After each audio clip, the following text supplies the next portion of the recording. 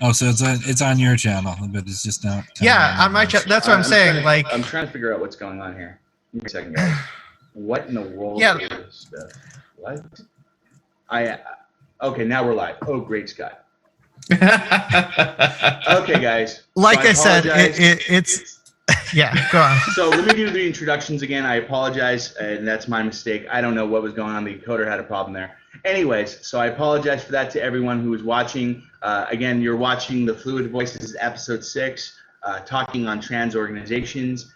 With me, I have 5 amazing people. We have Rad, Christy, Abbey, Ozma in the Dark, also known as Alex, and Perfict. We were going live for like 10 minutes, and for some odd reason, I made a boo-boo on my end. I'm kind of dumb on this part, so I apologize to all my co-hosts. That was my mistake.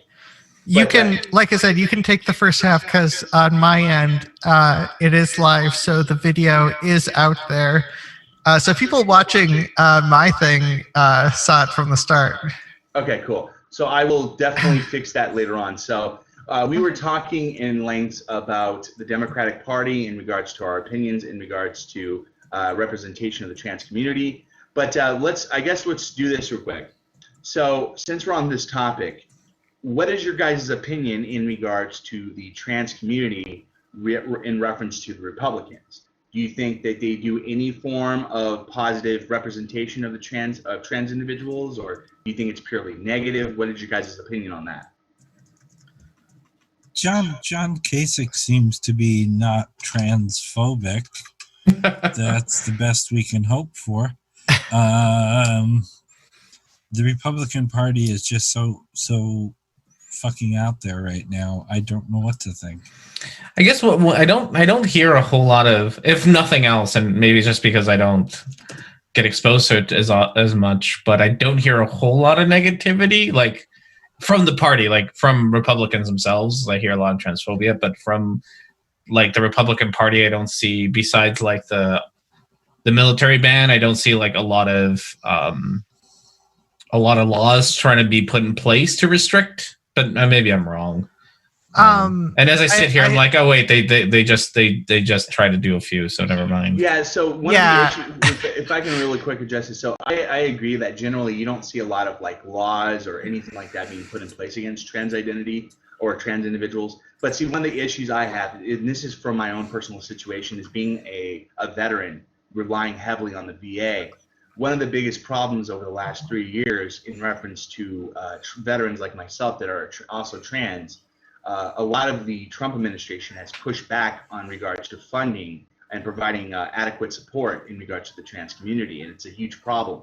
I had a discussion with someone roughly about a month and a half, 2 months ago about this very topic. It took them many years to actually get a diagnosis and finally get treatment. And even to this day, even with that such treatment, they're a Vietnam veteran, by the way, they still don't get the amount of necessary care that they need because of the policies in place. And that's a huge problem for me, but that's my perspective in reference to that. So and it might be that it's not as overt, but there's cuts to medical services. Well, I mean, there's been a lot of attempts. So there was the retraction of the federal transgender workplace discrimination laws. There's the law that allows for you to reject transgender patients in like hospital places, stuff like that. At the very least, it was an attempt. I don't know necessarily how many of these went through or if all of them went through. I know obviously there is the Trump's method to prevent crime or whatever, which involved getting a lot of trying to collect people's psychological information. I know that one failed, but that would also be a way to find out everyone who's trans, which would add to potential uses for discrimination. That's all I can think of off the top of my head. Yeah. Well, So I guess how about real quick so I make sure everyone has a chance. Perfict and Christy, did you guys have any opinions regarding what you guys think in regards to the Republican Party when it comes to the trans community? Do you guys have any takes on that, or? I said my take. Thankfully, that doctor thing didn't go through. Although private Catholic hospitals, which are the only hospitals for a lot of people in their area, are still allowed to discriminate. Which my own experience as a baby trans, I contracted pneumonia, and when they found out I was trans identifying because I wasn't on hormones yet, they wouldn't let me shave.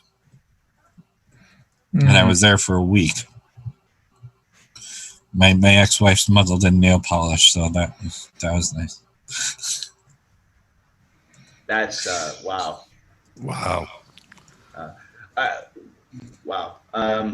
That is heartbreaking. That is like legit heartbreaking to hear that someone would think that that's okay. Oh. Yeah, I mean, I just generally don't have a response to something like if someone prevented me from, I'm sorry that happened to you, Christy. But just so I can give everyone a chance, because that really threw me off for a second.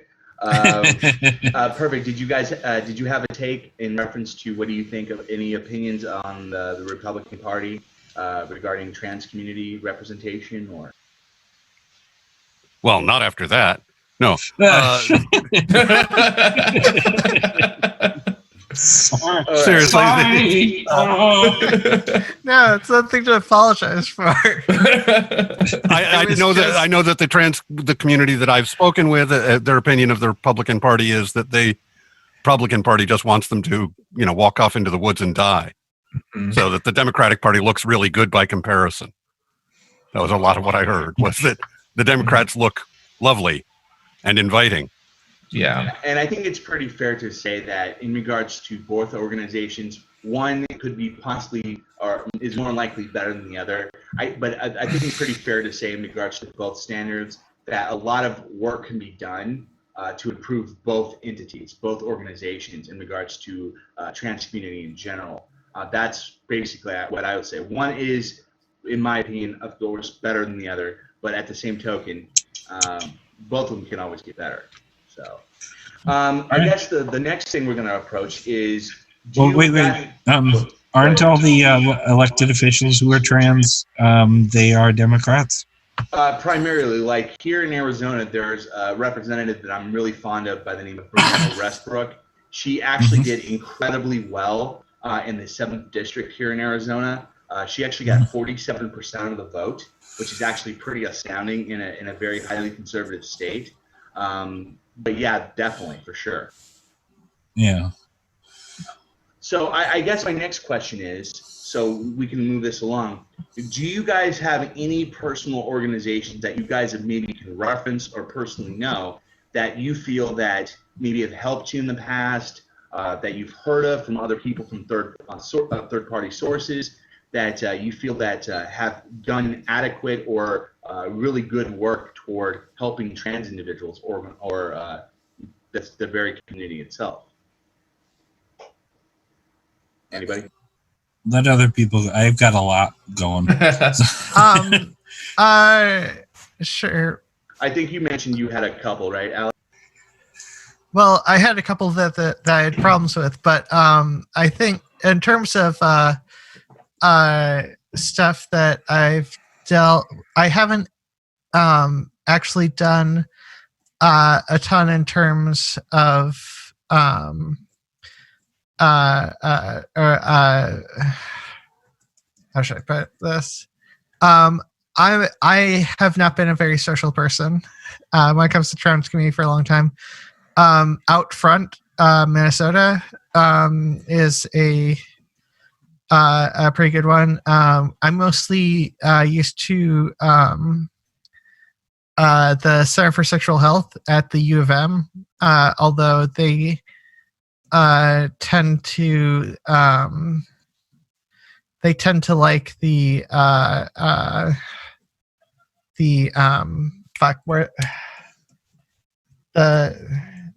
the standards of care, the W path. That's what I was trying to think of. A little too much, but and also Smiley's Clinic, which works with the U of M. I think the Hennepin County Health is also the outside of U of M Center for Sexual Health. I want to say it's Hennepin Healthcare is the only other place that you can get gender confirming surgery. And this is these are all organizations in Minnesota. Is that correct?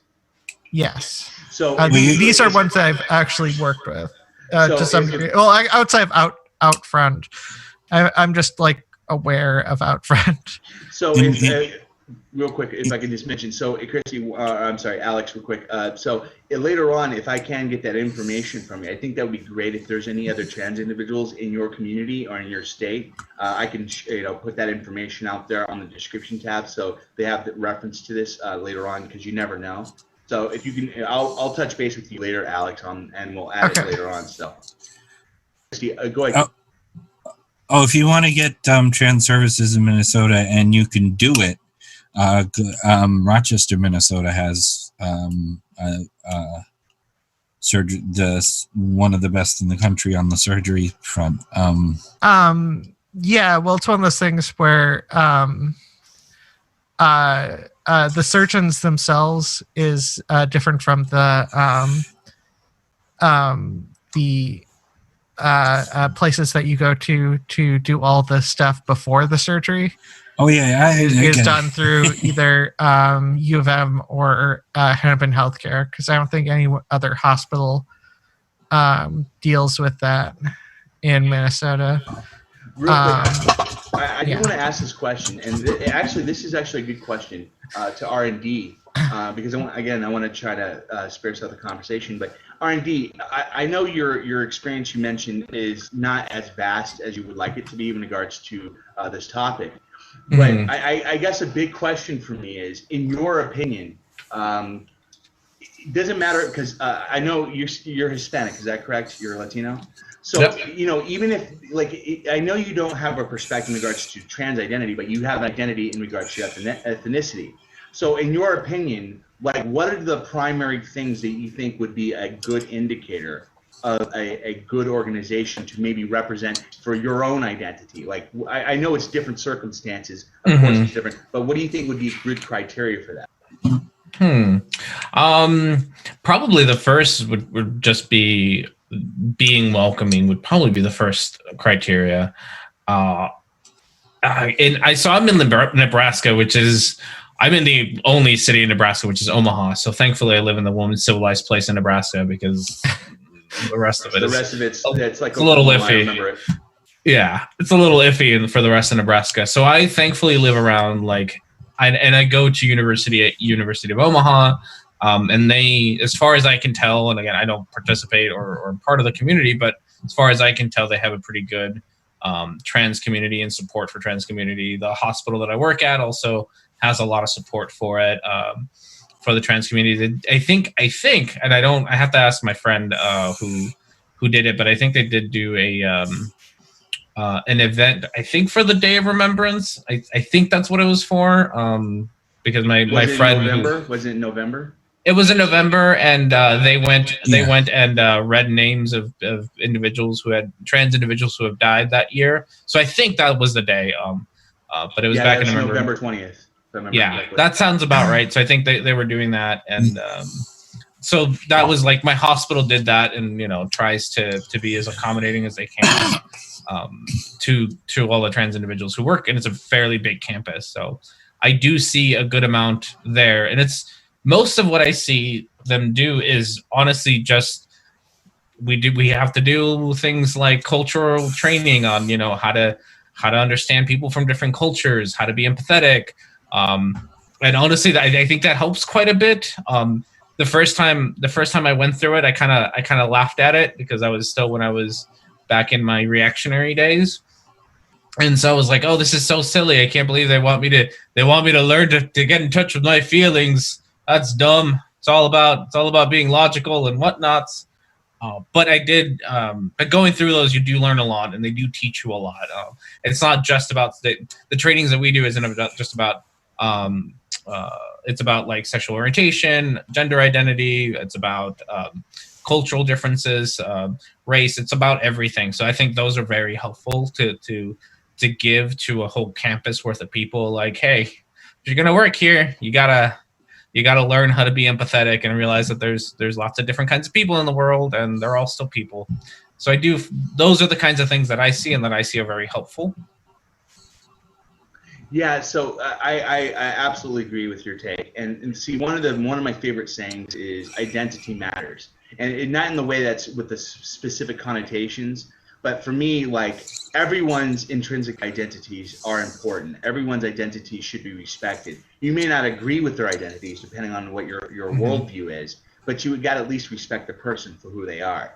And I think that's one of the important aspects that a lot of organizations, a lot of people, or even individuals, hopefully can learn to address, so we can have better coordination, better relationships in the workplace, in our personal relationships, on social media, or anywhere in general. You know what I mean? So that's my position on that. Real quick, so Perfict. So I give you a chance. Did you know about any organizations that you feel are good representations in regards to the trans community that you wanted to speak on, or? No, I really didn't have anything to add on that. Fair enough. Sorry. No, it's not a problem. So to kind of wrap up this topic for this episode, I do want to go ahead, Christy. Sorry. That's one of the reasons I wanted to go last is I was wondering if anybody was going to deal with these. I've said before, one of the things that our siblings in the South have sort of is Planned Parenthood does a lot of trans services in the South. In Phoenix, where you are, however, because they have Spectrum, which is also a national organization, Spectrum takes care of the transgender services there. We have Spectrum here, but it's only mental health. So because we have Evergreen, which is also a big organization through Pride. Remind me, didn't you say that you're doing a function later on in regards to helping support the Planned Parenthood? Is that correct? Absolutely. You want to share that a little bit? Like what's that entail, and what are you going to be doing? Oh yeah, we're having there's a 2-day event. It's called Punks for Planned Parenthood, and I've told this story to you guys, but I'll tell it to the public at large. The person who organized it was surprised that like all the trans musicians in Buffalo wanted to get involved. It's like, and did not know how much transgender services come through Planned Parenthood in places where there isn't anything else for us. And I work with a lot of people. I'm a trans mom to a lot of people, and the first place I look when they say they need help, the first place I look is Planned Parenthood in their area. The second place I look is Spectrum, and it's one of those things where Planned Parenthood gets such a bad rap for a lot of reasons. Most of them stupid. With apologies to. If I can just mention this, a lot of people don't understand that 98%, if I remember, if that was the correct percentage, 98% of the things that Planned Parenthood does, and the controversial thing is, of course, abortion. But people don't recognize that 90% of the stuff that Planned Parenthood actually does has nothing to do with abortion. They do preventive care, they do prenatal care, they provide testing for STDs, they do pregnancy prevention, they do trans support, they do other different things other than just this a single thing. And I agree with you. It is troublesome that with all the services this organization provides, that so many people are trying to demolish it on the principle of just one thing. You know what I mean? Well, just even saying that the organizer didn't know why the trans musician community came out in force for this is saying that not every. I mean, somebody who's actually organizing an event didn't know this is a thing they do. So Yeah.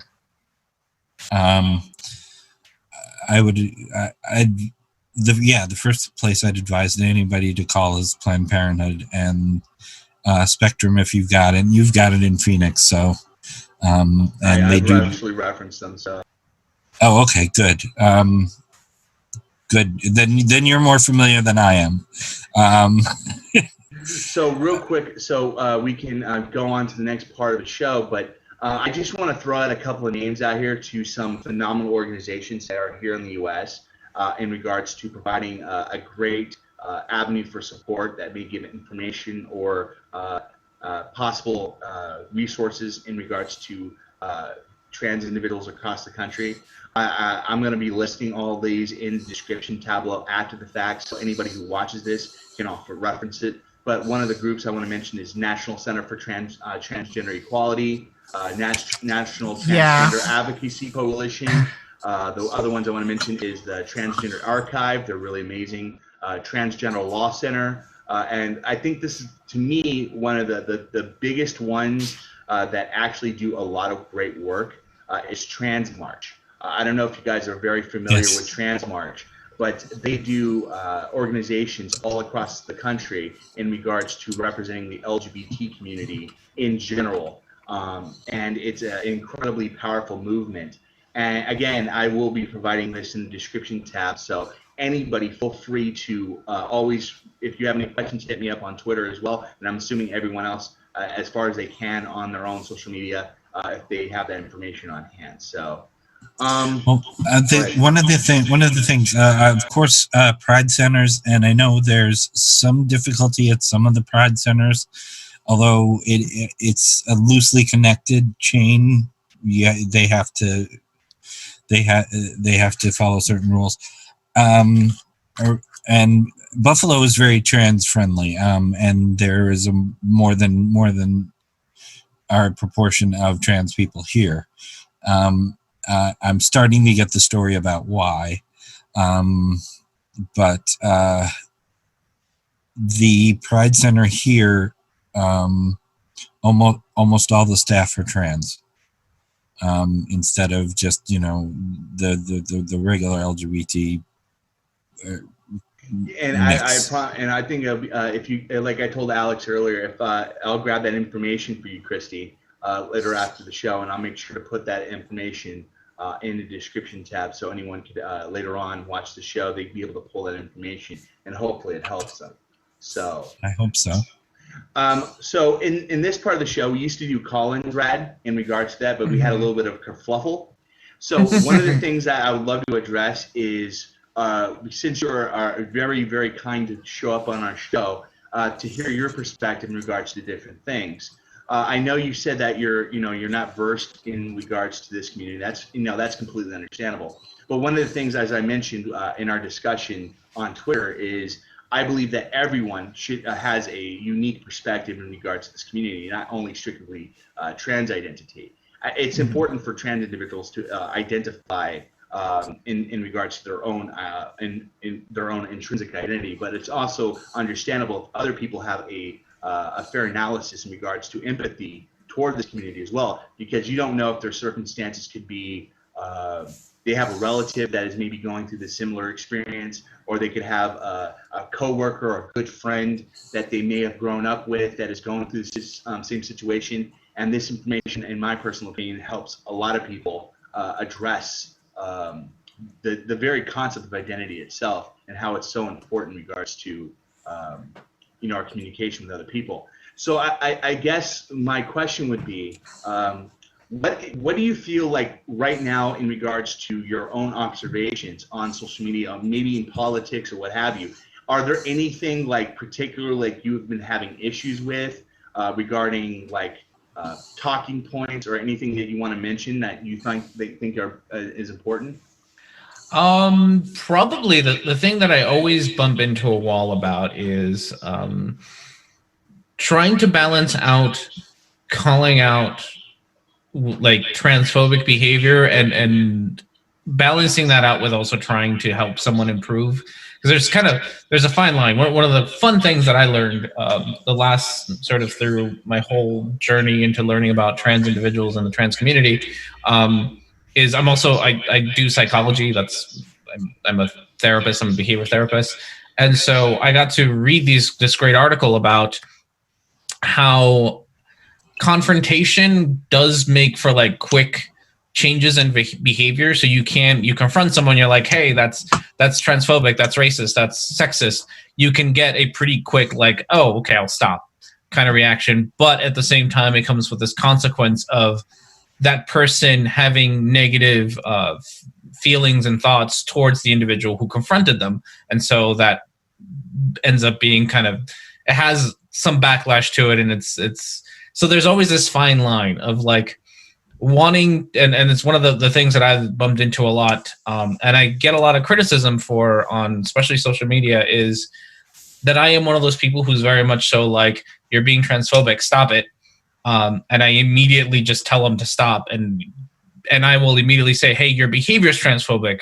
And I don't necessarily label everyone like, if you do a transphobic thing, you're not a transphobe. It's just that your behavior is transphobic. So stop that behavior. But I immediately get you think everyone's transphobic. You think everyone who disagrees with you is transphobic. What is, your perspective is pushing, this is why I can't deal with you and your kind of people. Like, you push me away, you make me want to be more reactionary or more whatever. And that's the part that I have a hard time. Like, I want to find a balance, but at the same time, I also want to put a stop to like some of those behaviors are just so genuinely, they're things like misgendering. I just stop it. Like, you can just stop that. We don't need to have a giant discussion about the virtues of using proper pronouns. You should just stop. Yeah, see, so like, I actually generally understand where you're coming from. So from my own perspective relating to this, one of the key issues I've had in relation to social media interactions on social media is I don't like to use like reactionary rhetoric. I usually refer them as the fringe left. There are certain segments of our circle of politics, I'm assuming, that generally are just too quick to judge. They're too quick to apply an inscription. I know that's probably an understatement, Alex. But they're too quick to apply an inscription to motives to someone else without, in what I like to say, giving themselves enough rope to hang themselves with.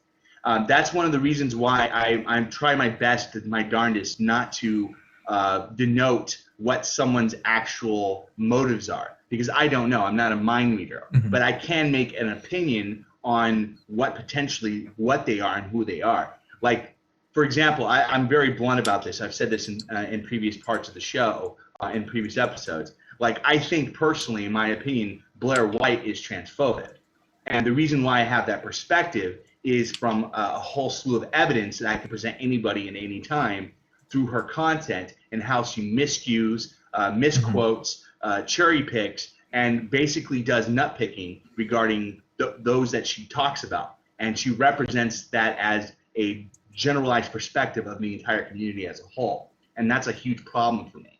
And that's where I make my analysis on this. But I want to give everyone else a chance to share their perspective. I guess in reference to what what Brad has said, does you, Perfict, Alex, Christy, do you guys have any perception in regards to that? Well, for one, I finally read at least one of your psychology things about changing minds. I sent it to you. Yeah. No, like I said, we've been Twitter friends. Yeah. Sorry, but yeah. I have a terrible memory. I really like that. But also, yeah, the fringe left is definitely a thing. As I encountered it this morning, it was either the fringe left or someone pretending to be left.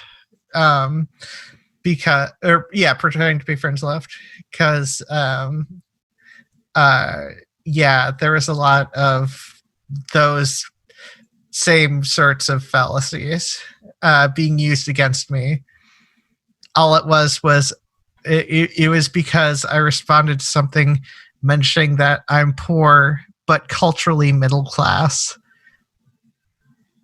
Because I am poor and I was raised by middle class parents, so like culturally I'm middle class, and So- those cultural attitudes factor into that. But whatever. So basically, like in regards to that comment, so my question would be to that individual: if because your parents or because your upbringing was middle class, yet you yourself, by yourself right now at your current age, you are impoverished. How does the standard apply toward your parents apply to you today when you are on your own? You're a grown adult that relies solely on yourself. How does that work? Where's the logic in that? Well, I think that's part of the reason why the conversation stopped after it was it slowly became impossible to argue against me pointing out that I am below the poverty line. And real quick, Christy, Perfict, did you guys have any takes in reference to what me and Rad and Alex have said so far?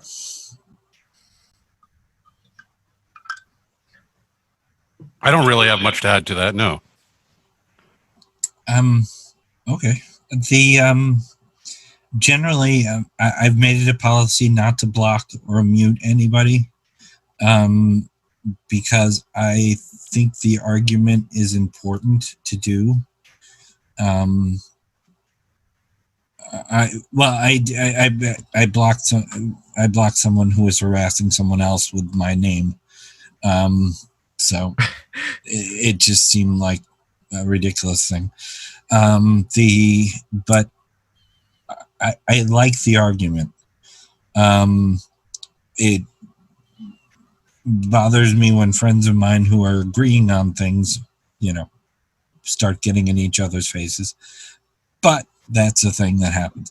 But yeah, even today, I posted a thing on trans athletes, the trans athlete lawsuit in Connecticut, and one person started trying to tell me about how sports and stuff. So I engage. I take people seriously, but I don't take them. I take them as they come at me. If you come at me hard and angry, I will come back at you that way, but that's not usually the case. So whereas with me with blocks, I also don't tend to block a lot, with the exception of I don't want to create an overly toxic, hostile community. If people are actually going to have a conversation, then I'm not going to block them. But if they actually actively harass others, and not for and I mean like it's mostly emotional abusers, rapists, and people who groom children. Are people I block on Twitter because I don't want to make a community that's super open to that. I wouldn't blame you either. That's my perspective. I wouldn't blame you either, Alex, on that. Well, let me go on to a little bit more of a kind of like a heated topic right now, and I want to get everyone's perspective, and especially because R&D is kind enough to be here. So R&D, there's been this big discussion, and Christy brought it up. So there was a recent article that Christy brought up of this lawsuit that's going on in Boston, and where I think, isn't it Boston, Christy? Wasn't it Boston? Connecticut. Connecticut. So there's this lawsuit in where a female athlete is suing the school district because they're trying to prevent trans athletes from competing in the same category and field. And in the article that Christy linked, it shows that this same individual, this same woman, the same student athlete, she beat the same person that she has filed a lawsuit on. Now, I'm not trying to put anybody in the spot here because I think we all have our own unique perspective. But do you have any take in regards to the subject of transgender in sports? Do you have any opinions on that you want to reference? Oh boy! I know that's all but I just want to be fair here. If you don't have an opinion, that's completely reasonable too. I don't blame anyone who doesn't. Yeah, and if you have an opinion that we end up all arguing with you on, that's also fine because we actually like to have the discussion. Exactly. I don't think we're going to argue much with R&D on this. I don't think so either. Oh wait, no, especially not. What am I talking about? Especially not this. This subject is the subject that. No, this is the subject that got me introduced. Like, I guess it did really get me introduced to the trans community. Before this, I don't think I really had like friends who had any other gender identity besides hetero or cis. So this is the subject that got me introduced to it, which is how I ended up here, really. May I add something real quick, R&D? Maybe this will help. So I'll share my perspective on this topic, and if you can agree or disagree with my perspective. Mm-hmm. See, one of the big. Oh yeah, I disagree with your perspective. I forgot about that. So mean. I can't remember. I might disagree slightly, but like not majorly. Well, real quick, but this one facet. See, one of the biggest issues I have about this topic myself, Rad, is in reference to I'm a layman. You know, I'm not an expert. I'm not a biologist. Of course, Alex has a little bit of a background in biology, but I'm not anywhere in that facet. My background is history. So one of the biggest problems I have, and this is a criticism in general for literally almost everyone, including myself, is a lot of people are ascribing or making claims on the subject of transgender in sports. And I find that to be a huge problem. Now, this doesn't mean people shouldn't have strong opinions on the topic. But at the same token, I think that too many people, like 99% of the people discussing this, generally don't have a good grasp of the knowledge it takes to make a good position in regards to this topic. And that's a huge problem for me. The people that see, this is one, when someone asks me what's my opinion on transgender in sports, in general, in my opinion, I think they should be able to compete full stop. But at the same token, I'm not going to say that it should be the case. It should be, in my opinion, but for me, I'm going to leave that determination to the sports experts, to the medical professionals, to the endocrinologists, the people who are actually the science behind this. And I don't know, what is your opinion on that? So just off the bat, if you're gonna have a category, or I guess we have two at the moment, right? If you're gonna have a category for men, you have the category for women, then you let trans men compete with men, and you let trans women compete with women, and that's I don't know if that's the best solution for whatever the problem may be. I'm not sure that there is a problem, but if you're gonna have those categories, then you're gonna have to. And you want equality, you have no option but to let trans women compete with women and trans men compete with men, because trans men are men and trans women are women. Absolutely. And there shouldn't be that's just the it of it. And I would say I would go so far as to say that even if tomorrow there's a new study that shows that whatever HRT does not negate any advantages that are gained through puberty, I still wouldn't care, because you made the categories as men and women, and you let men compete with men and you let women compete with women. And that's the way it is. So I would take it that far. I also don't think that there is an issue. I think a lot of the issue is made up as in there is no evidence so far showing that trans women competing against women is hurting sportsmanship or hurting competition or has done anything to harm anyone. I don't actually think it's an issue. I think it's an issue for people who want to have an issue with trans women, but I don't think it's an actual issue. Any more than baking a cake is an issue, or any more than what bathroom you use is an issue. It's a made up issue entirely used as a weapon to attack trans women, and it's mostly women that trans I women agree. are See, there was a comment from a controversial figure. I don't know what everyone's opinion is on this individual. Vosh, even if you agree or disagree in regards to this person, made a really great point that I am going to share here that I do agree with. that a lot of this talk of transgender people in sports, saying having rational discourse, having discussions, people are trying to shut down these discussions. Realistically, if you look at it from a third-party perspective, all it is a form of attack against the trans community. Honestly, it is. Mm-hmm. And that's the truth. Yeah. And that, a lot of people need to understand that, yes, you can speak on this topic if you have disagreements, what have you, but at the same token, you have to understand that some people are using this as a form of dog whistle when it comes to attacking other people's identity. Because no matter what you do, these individuals have a right to compete fairly in the sport designated to their identity. If you have an issue with it, then you have to address that issue to the proper authorities in regards to why rationally you would justify preventing it. See, in my opinion, again, I could be wrong, but generally society applies standards that are based on inclusion as much as possible, and then cherry pick later on which parts to exclude based on rational principles. But until that happens, I haven't seen, in my opinion, any ample justification of why there should be any type of exception to the rule. You know what I mean? Mm-hmm.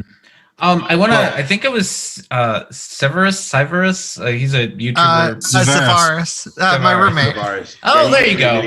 Yeah, they did a great video on it. I think they were the one who brought up the one basketball player who was like way taller than everyone else.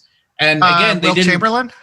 I think that was it, but like way taller. Because Will Chamberlain was just like tall as fuck. It could have been Cream. I can't remember it was Wilt. The rules. Oh, okay, it was Wilt. I happen to watch the rule about against dunking for Cream was made because Wilt Chamberlain had what they considered to be an unfair advantage, and then they retracted that rule because it was dumb. Yeah. And so, but in all of those cases, one, we've changed the rules rather than saying, hey, you can't play, or hey, you're just not allowed because you're too good. We've changed the rules, which I would rather do that. Like, let's change the rules to allow trans women to participate rather than say trans women can't participate. And also you'd have to find a fair. Fair is weird in sports, so what fair is. Yeah, well, I mean, it's not. It's not. It's not a term that's used in sports. Like, if you look at the Olympic thing, it's all about competition. Mm-hmm. If there can be with fairness, I mean, you can make an argument that you could when it comes to fair competition, but even then, it's about the fact that competition can occur. That this person isn't dominating something so much that you can't imagine any way for there to be an actual competition, reasons for weight classes in boxing or whatnot. Because because throwing me in a ring, the argument being that someone like Mike Tyson has an unfair advantage against welterweight. So to make sure everyone has perspective, Christy, Perfict, did you guys have any opinions in light of the question? Go ahead, Perfict. I think that people are getting lost in the rhetoric. I think that somebody calling it a women's sports, and they think that means the same thing as any other use of the word women's, when what it's talking about is a restricted category. And we don't open things up openly to everyone, and we do put restrictions in, but we focus those restrictions to be representing what the disadvantage or advantage would be. There was a runner who had it was a multiple amputee and had both legs had been replaced and used these springboard skis.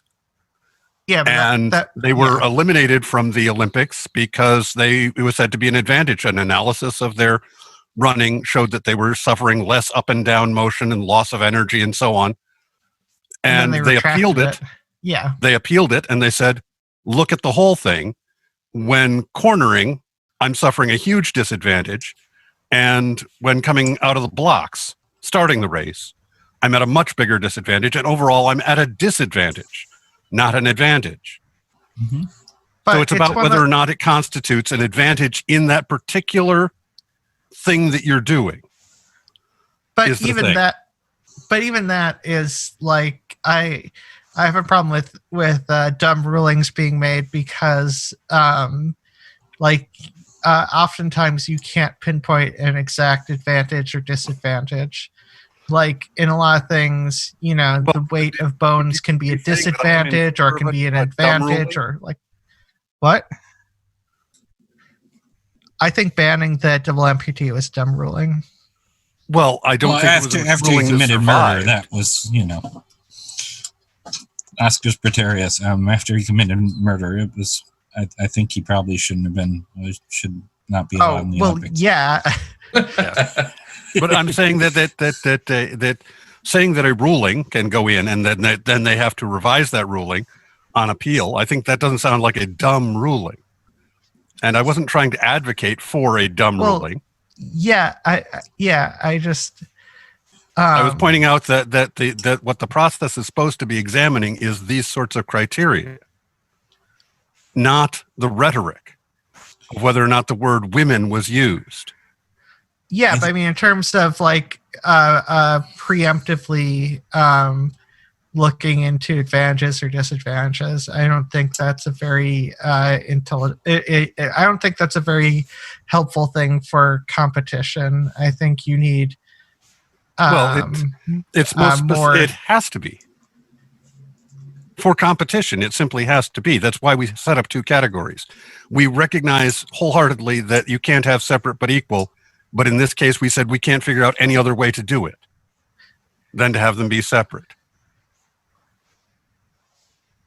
If I can just add well, real quick, if I can just add something. So in regards to my own background in history, I actually did a video on this before I had my old channel, but I want people to really know this, and I don't know if a lot of people know this from a historical perspective.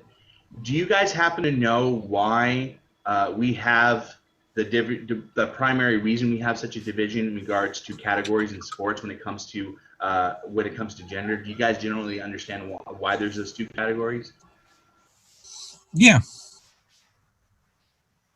Well, if you look at a historical basis, you have to understand that historically, for thousands of years, women did not compete in sports in any facet, especially in professional sports.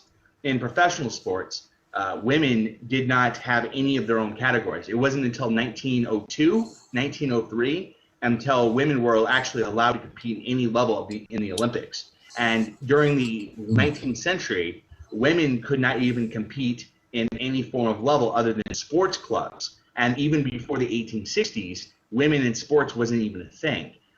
And that's a big facet. So one of the things that I think a lot of people are missing is the very concepts we have when it comes to categories in sports comes from that derivative from history of women being excluded from participating in sports in the first place. And if you understand why there was that exclusion, was not based strictly on the basis of biology, but was exclusion because of the societal pressures women had at the time in comparison to men, I think it gives a broader perspective of why we have the categories for what they are today. Does anybody agree with that or what I just said? No, you're correct on the history. The one thing I wanted to toss as a grenade into the thing is that we've had the first trans athlete who qualified for the Olympics, and recently, and guess what? Trans man. They're always talking about trans women, but it's a trans man who qualified. Yeah, I would imagine some. As far as I know, they've been participating since the early 2000s, 2002. They've been allowed to. It's just no one's qualified. Okay, I could believe that. I guess they certainly had provisions for it. But it's that's the thing that we need to be doing is letting the Olympic Committee know that if they want to be selling their product, that they're part of what the populace wants is for them to work out a way to have it be inclusive, and then leave it to them to work out how to do that. They're the ones who have the expertise, in the sports medicine. They have the experts available to them. I don't even have the experts that they have available to them. So how am I supposed to be rendering a, really valuable opinion here? My valuable opinion is that we want them to be inclusive, that participation is part of human rights. Yes. So as you can see, go ahead, Chris. Oh, I'm sorry. I keep I'm talking too much today. I'm trying to get something off my shelf and it's not happening. I did a lot of things in response to the original video, and one of the things is I tried to contact all 5 of the trans athletes that were mentioned in the video that started the troubles, and I did contact one, and she sent me sports is a human rights sticker, which I keep right on my shelf, and for some reason it is not here. My Laura Jane Grace ticket stub is, but sorry, that was just for Alex. And she also sent me a thing with a toilet on it that says a trans person was here and nothing bad happened.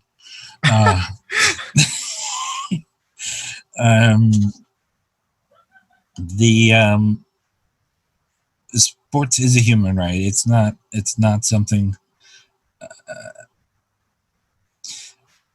I wanted to be a cyclist very badly when I was younger, and I cycled all the time. I mean, I was on that bicycle all the time.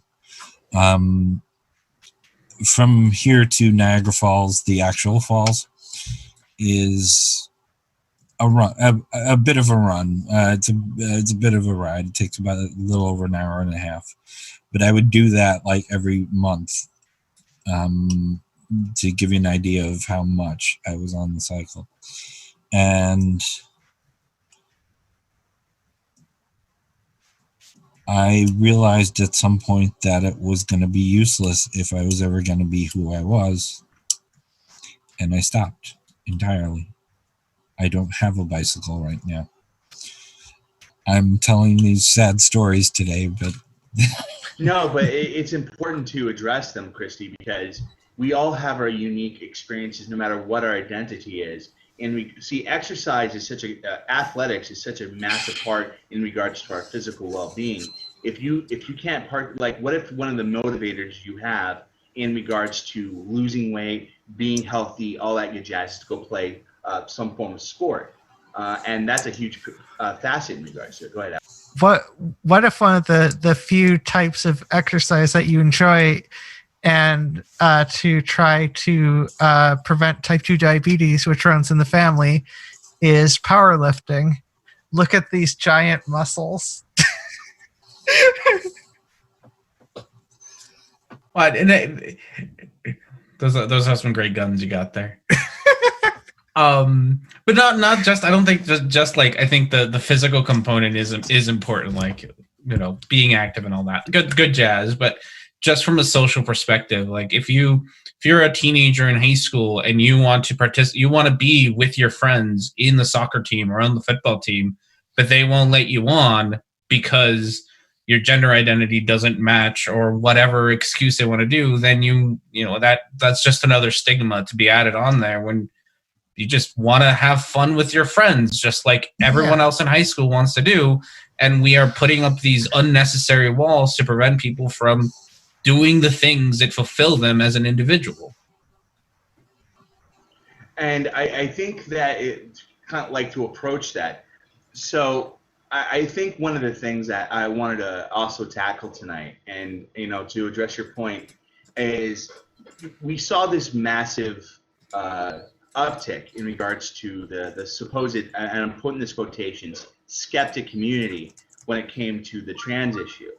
I guess my question would be, I think you mentioned R&D, and I'm not going to drop it here, but I'm going to let, if you want to mention it. but you mentioned like there was a situation where you something about your association with the skeptic community or such. Is there anything you want to mention on that you brought up, or? I'm not sure which one you're. Feel free to actually mention it because I'm well, sure that I've been very public you're about it. You're a non-believer, but you're not really affiliated with a lot of non-believers. Yeah, no, and I think, especially after this issue became a big issue. I've been an atheist, or have called myself an atheist since 2009. So what's that?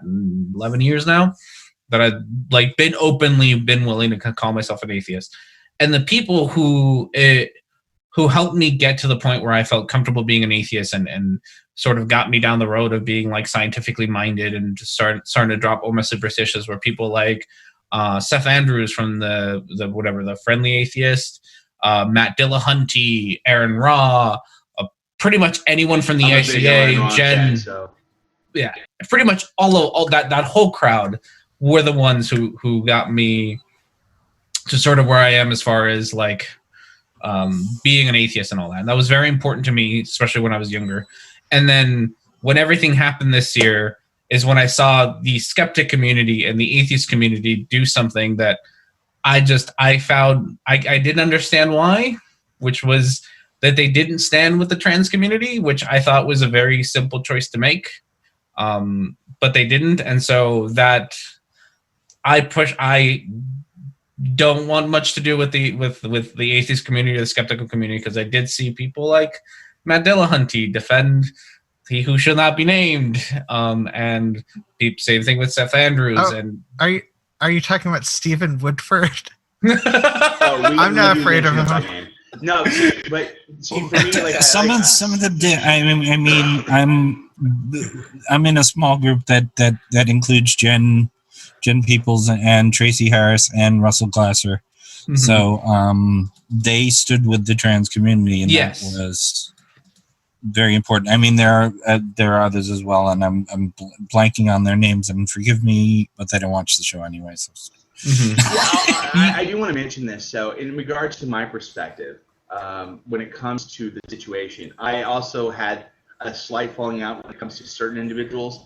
But for me, like, one of the biggest facets is, like, for me, I've heard this rhetoric, and I don't agree with it at all. People can disagree with me on my take on this, but I've heard some people say, like, the ACA, for example, doesn't support the trans community. And for my opinion, again, people can disagree. I don't agree with that ascription toward the ACA. Now, there could be, of course, certain individuals you can say that were troublesome in regards to appearance and the optics, in regards to their defense and the takes. That's fine. But one of the biggest issues I have is I've seen a lot of individuals demonize the ACA as being this organization that is all about transphobia or promoting transphobia. And again, I have an issue with that. I mean, does anybody have an opinion in regards to that? Okay, so I think the issue is likely. So I've been trans for a while, so I am aware of the classic slogan LGB and sometimes T. And I think that sort of thing probably occurs at the ACA, sort of as a superficial levels of trans acceptance, sort of like the GLAAD organization supporting the movie. Fuck! I already forgot that. Oh fuck! I saw. I thought the one with the Dutch one where it was talking about the trans. No. There's a new one coming out. The 2019 film that essentially is Trans Men Erasure. I was Trans Men Erasure. Rub and Tug.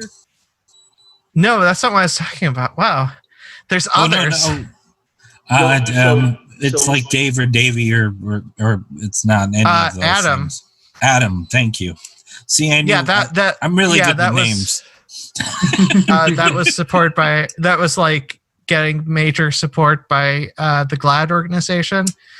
And they I do. honestly don't know about that movie. To be fair, I don't. But go ahead. It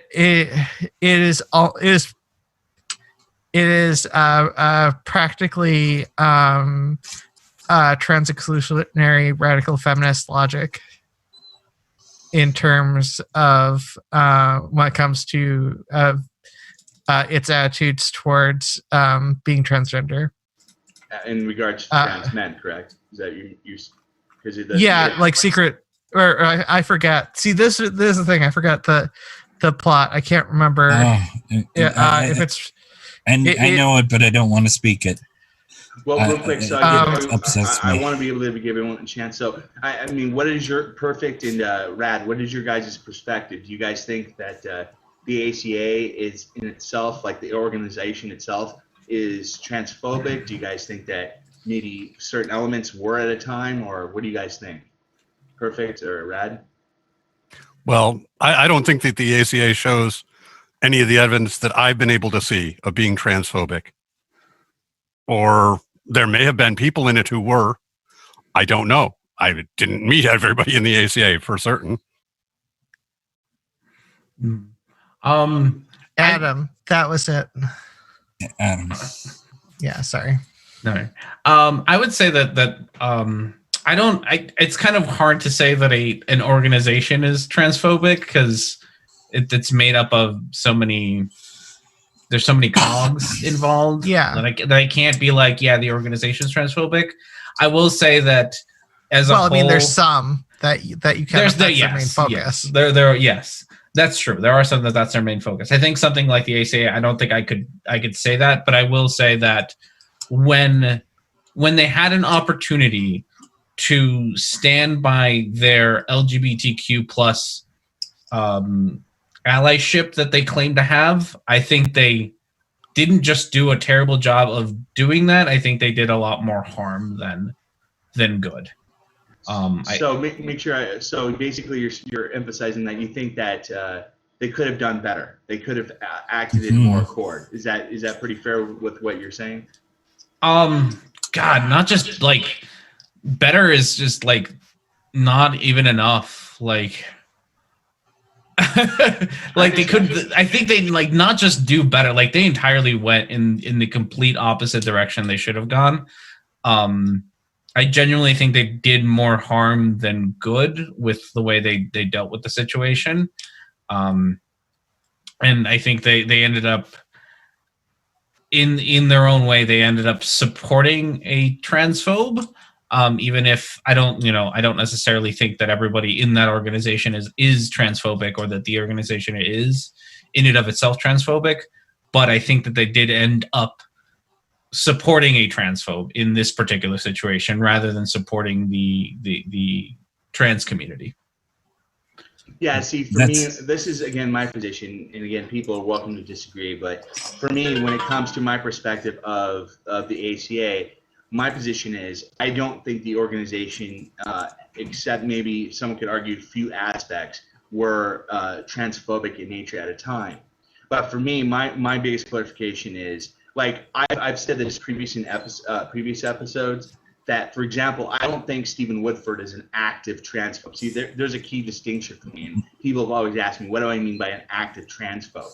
See, for me, what happened with Rationality Rules and his take on transgender in sports, I do consider that transphobic at that time. I think his videos were transphobic.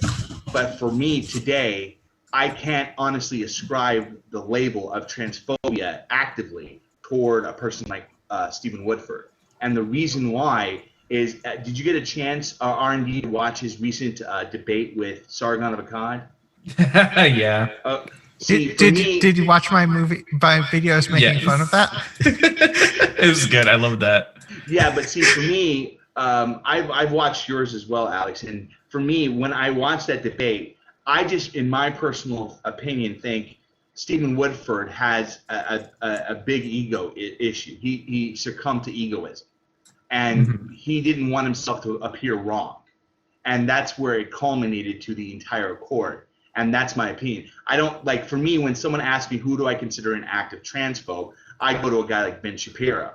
Ben Shapiro actively practices bigotry toward the trans community based on his ideology continuously all the time. Like, there isn't a month you could not go and not find him making a talking point demonstrating bigotry toward this community. So that's when I say active transphobe, that's what I'm applying. I just can't apply that same standard to Rationality Rule or Stephen Woodford. I do agree that he was transphobic at a time in the past, but I mean, what do you think? Do you agree or disagree with that? I mean, I think I very much so, and he's a transphobe. Okay. But I also, I would agree with you that you can't, I don't know what his intent. Like, I don't think he actively hates, like, I don't think if he meets a trans individual, he's going to be like, don't shake my hand. I don't think he's that kind of person. But I don't think that's the only, like, I wish we had like a gradient of transphobia. Not that I wish we had one, but I wish there was a way to label a gradient of transphobia and be like, okay, you're like a light gray transphobe rather than, a dark gray transphobe kind of thing. Well, I mean, I think with Rationality Rules, I mean, aside from obviously he's egotistical, I don't think he cares about the trans community at all. And I think he has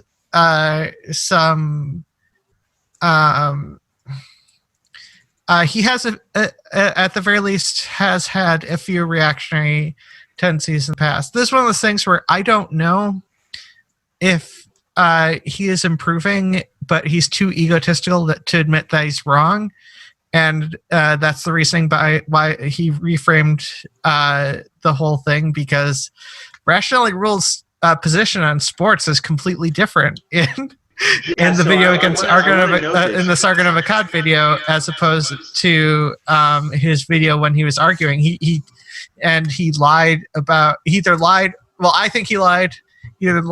or he lied to himself. He either lied to other people or lied to himself about what the argument was actually about, and never looked back.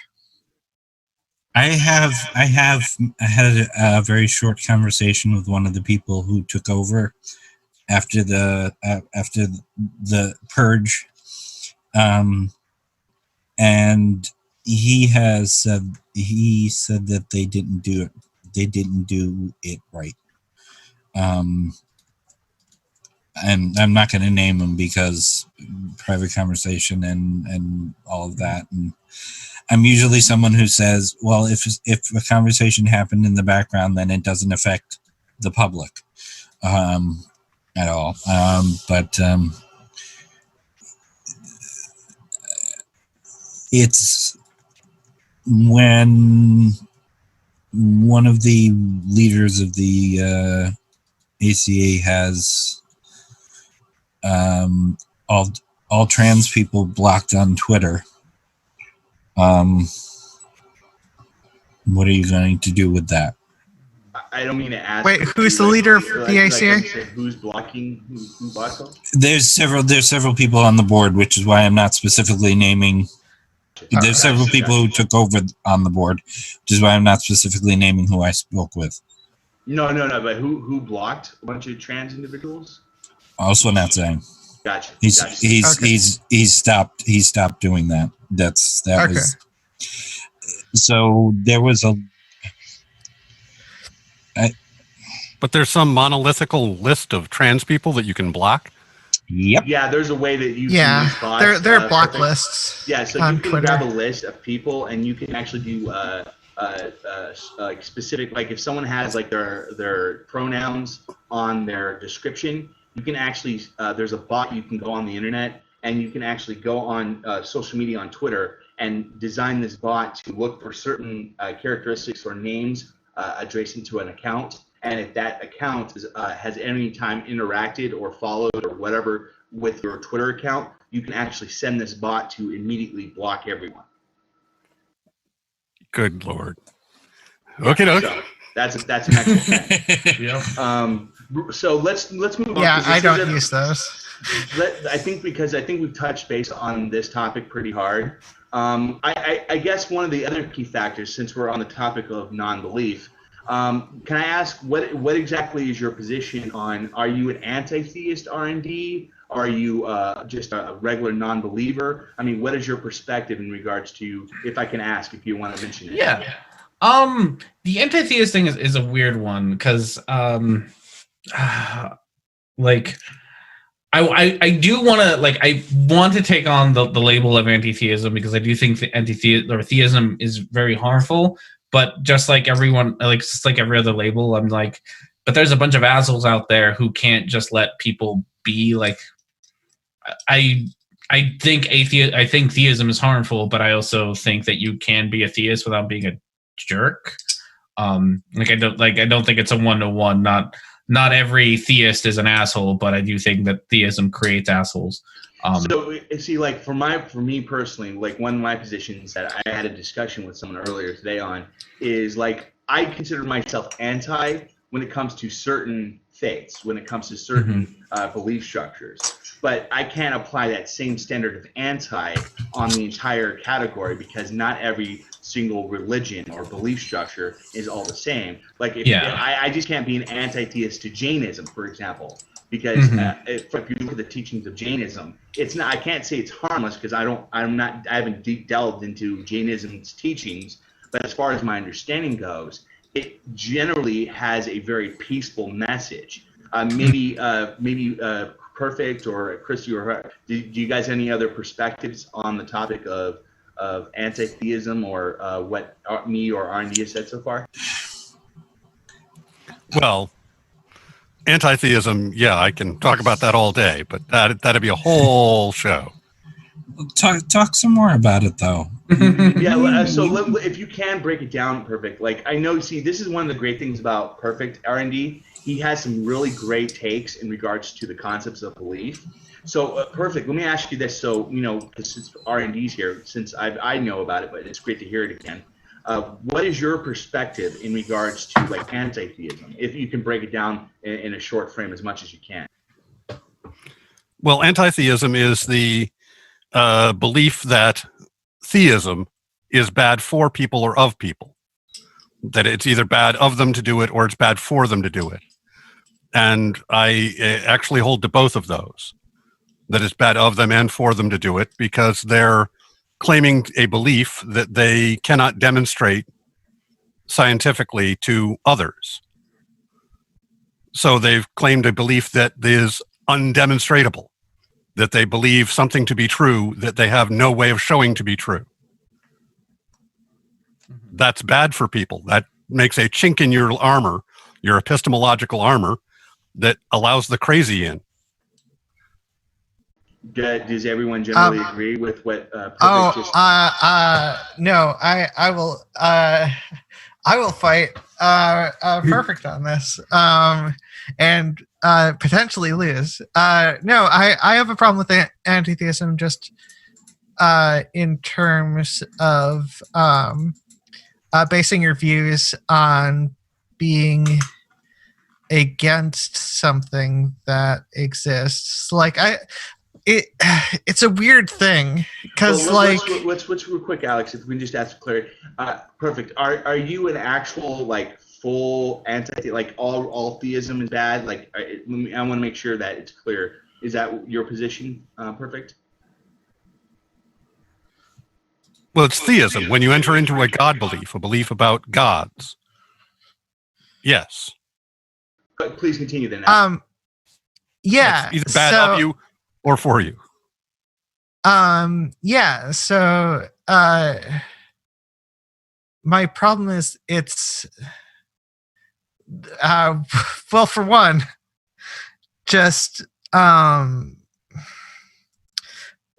obviously it's I personally believe that theism is an unnecessary axiom to add on your beliefs. I don't know if I'm using terminology properly, which I think everyone would agree on. But I don't.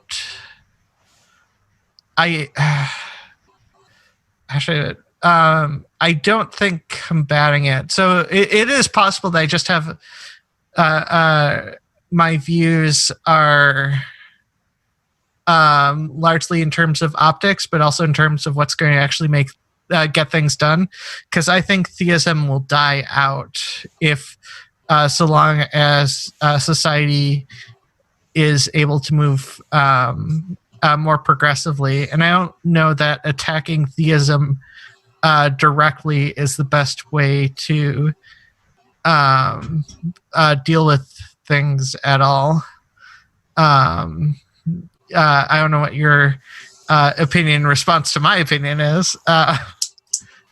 Well, I might ask if there's possible that you're creating confusion between theism, the belief in the God, and, for instance, religion and social aspects of religion. Possibly, but how do you, how do I define a difference between religion and philosophy? No, I just,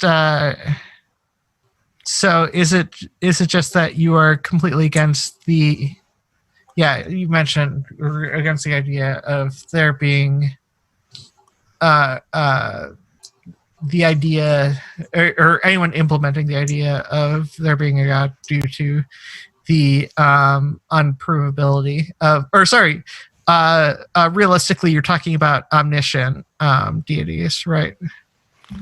Creator deities, basically. Yeah, as opposed to it's a fuzzy concept.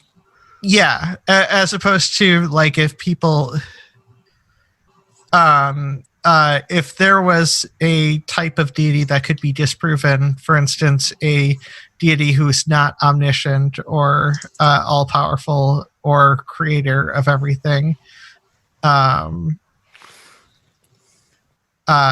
would be less of something that you'd be against. Correct or incorrect?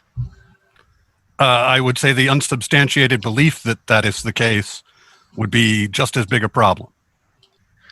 Well, yeah, if it's, well, it's only a problem if that's a major focus. Like if you have the belief in one single thing, if I believe every time I roll die, it's going to roll a 6, like a standard 6-sided die, it's a dumb belief. But there needs to be more of a focus for it to actually cause harm, isn't there? No, that belief itself can start to cause the rot. It can infect other beliefs, and it can start to cause you problems, especially as you start to deny. You roll it and it doesn't turn up a 6, but there's some reason that's the case. You weren't wearing your lucky socks. So now it's a matter of you have to wear your lucky socks, and then it'll always be a 6. But aren't you, I mean, isn't that, what's the reasoning behind your claim there? That it, one belief is going to create more beliefs that are also negative. I think I just demonstrated that. You've now got lucky socks. You gave a slippery slope argument. That wasn't a demonstration. That was a demonstration of a hypothetical. Okay. That's true. That has nothing to do with reality. Are you infected with? Hold on, real quick, Alex. So let's be fair. Sorry. I want to also give the other. We'll get back to you guys. Yeah, sorry. This is a great discussion. I love you guys' compassion to it. So, Christy, Brad, you guys have any takes on what has been said so far? Any opinions? I would agree. I want to start by saying that I agree with Perfict, but as I'm listening to Alex talk more, you're kind of changing my mind there a little bit. So I'm actually very interested to hear where this goes. And what about you, Christy? Any perspective? I just want to give everyone an opportunity to voice it if they have anything to say. Well, I'd rather be around a kind Christian than an evil atheist. Is one of but I think the chances of even Jainism, you mentioned Jainism is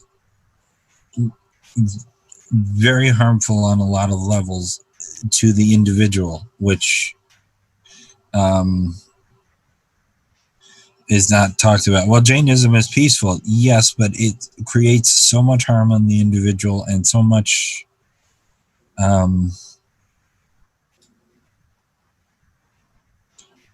not awareness, non-awareness of anything other than their religion, the religion itself. When I say, and there's a lot of people attacking Islam as like, no, this is the worst religion in the world. No, it's not. You know what is? Hindu. Hindu is the most harmful religion there is. Period. I mean, other than cults, where they kill themselves. Hindu is a horrible religion. But if I knew someone who practiced Hindu and they were a kind person, and I have, then I'm fine, and that they don't hold the beliefs that are the harmful parts and just take the nice parts away, which a lot of Christians do. So yes, I'm anti-theist, but I'm not anti-theist in practice. Understandable.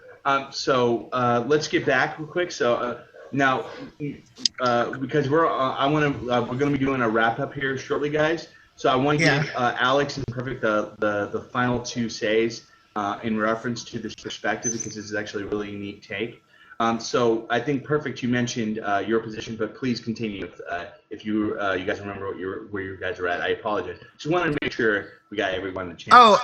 Yeah. So I was asking about the evidence for the continuation of that one irrational belief inherently leads to more.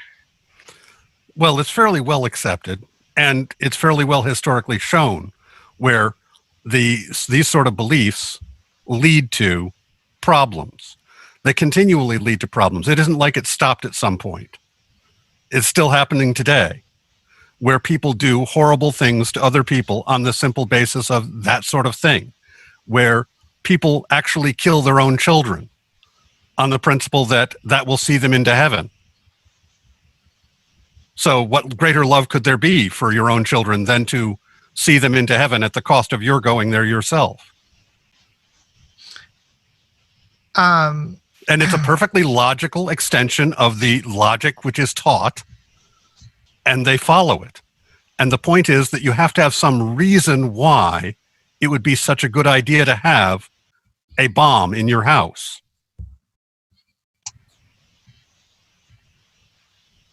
Yeah, I mean, I think that's the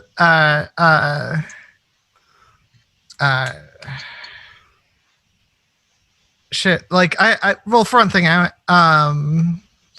not a fan of common sense arguments for things, and I do think that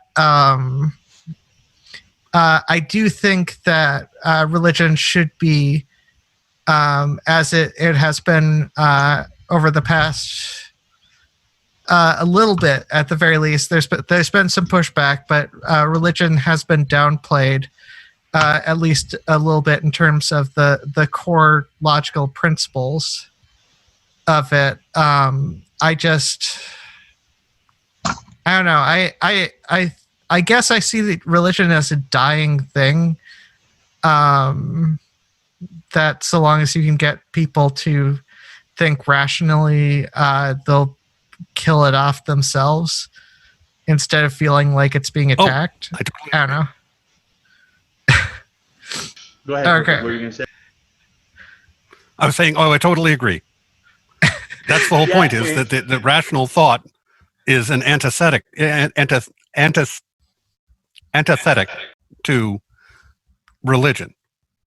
But I guess I don't really understand the because so far you've only given emotional arguments for why you would need to be anti-theism.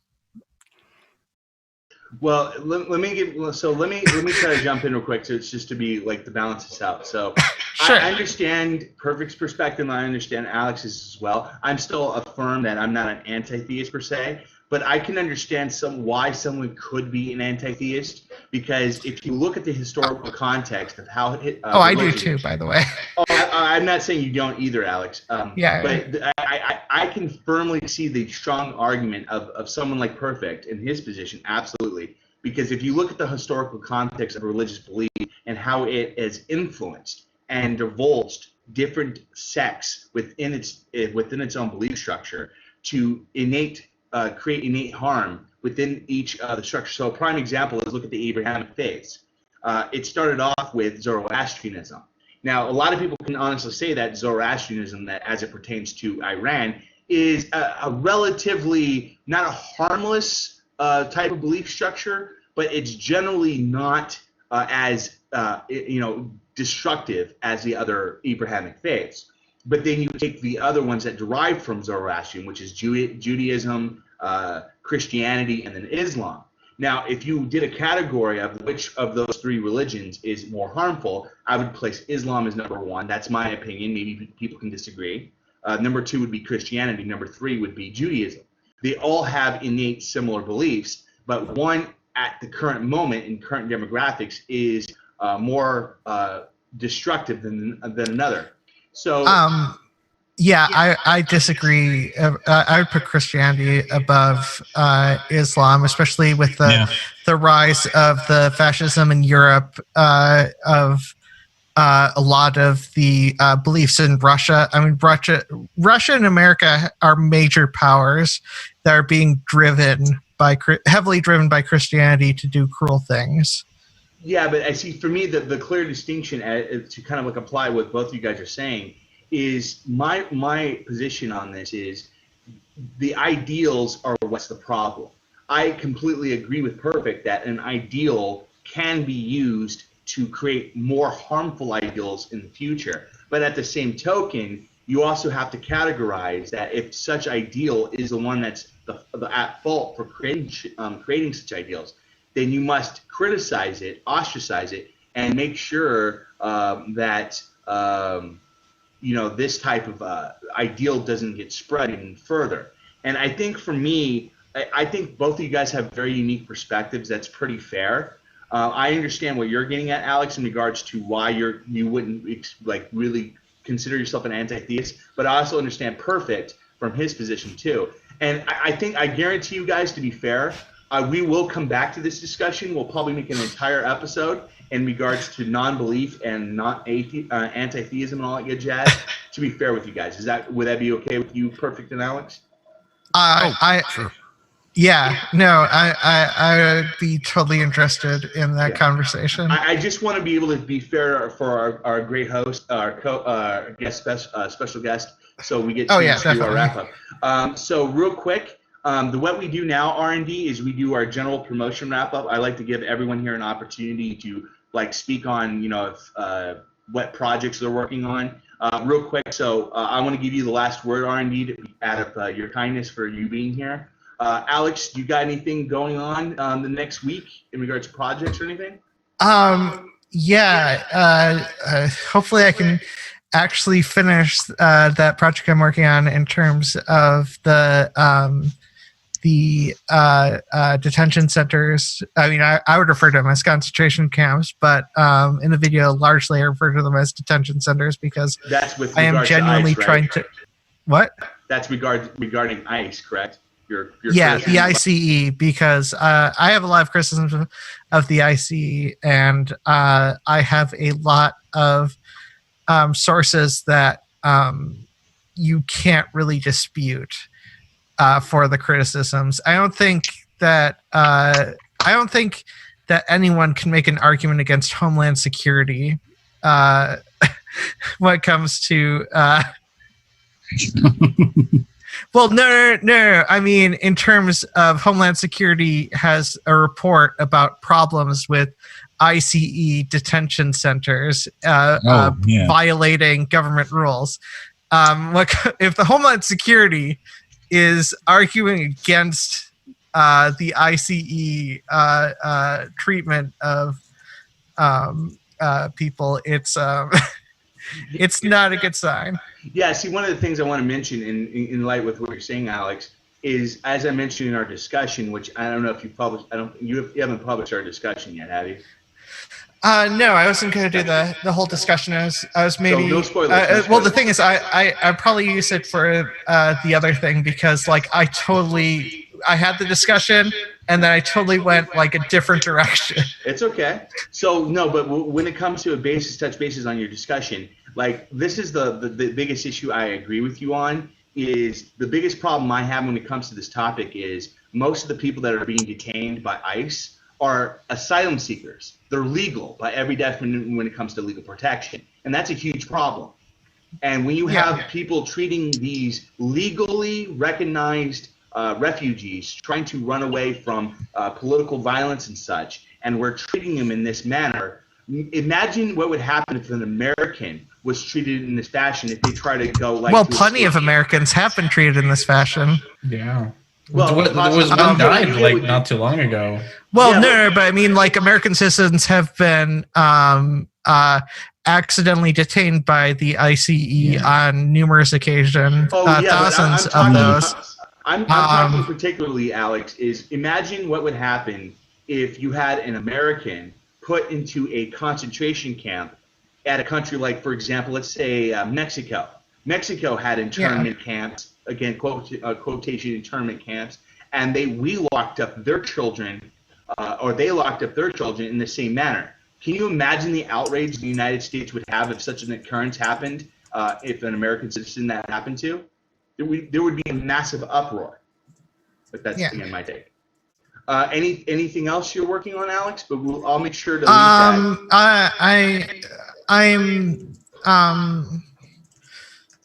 I'm starting to think of a way to work out something with Ben about my problems with Ben Shapiro because being born and raised Jewish, the fact that Ben Shapiro and his Orthodox Republican bullshit annoy me. So I think that would be actually a very interesting take since from our last discussion on Judaism we had a discussion on. So Alex, I look forward to that. Make sure you send me those links so I can put them in the description tab. Perfect. I know you don't really have anything. Is that still correct? That's still correct. Gotcha. Hopefully that changes. So do you have anything going on in the next week or so that you want to tell everyone about?